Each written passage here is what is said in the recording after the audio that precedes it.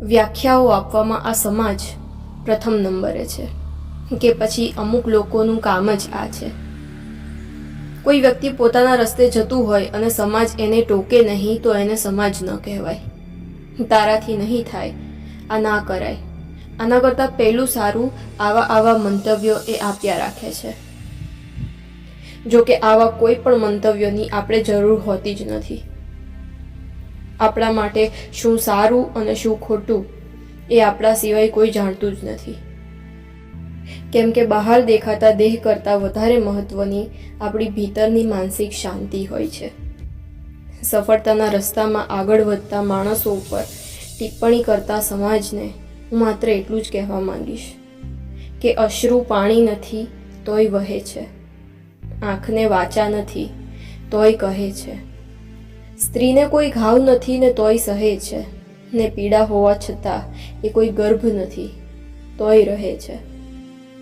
કોઈ વ્યક્તિ ગ્રીષ્મ નથી તોય તરસે છે, આંખ હૃદય નથી ને તોય ફડકે છે, જીવ માછલી નથી ને તોય તડપે છે, મુખનું તેજ એ કોઈ સુવર્ણ નથી તોય ચળકે છે, સૌંદર્ય કોઈ પાત્રમાં નથી ને તોય છલકે છે, અને બાળક દ્રોહી નથી તોય ભડકે છે, અને છેલ્લા શબ્દો એ કોઈ આગ નથી તોય સળગે છે.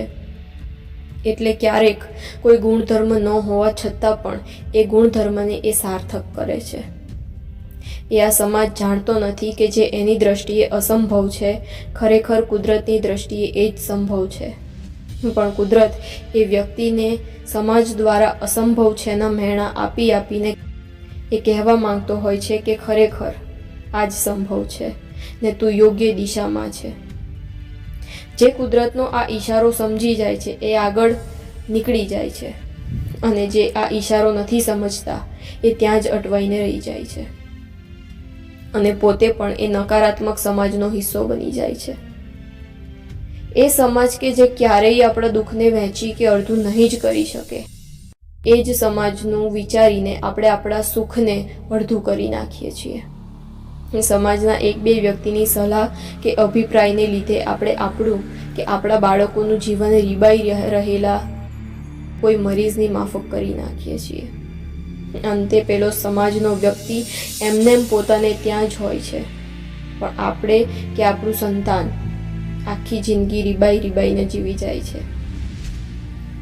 સમાજથી રીબાઈને રહેલા કે રીબાઈને જીવી રહેલા આ માણસોના આવા જીવન પાછળ ક્યાંક ને ક્યાંક તેઓના પોતાના અંગતમાં અંગત માણસોનો હાથ હોય છે, જે સતત આ સમાજ નામની બીક સ્લો પોઈઝનની જેમ તેના દિમાગમાં નાખ્યા કરે છે, અને અંતે પેલા માણસનું એટલી હદે બ્રેઇન વોશ કરી નાખે છે કે એ માણસ પોતાના માટે જીવવા લાયક રહેતો જ નથી.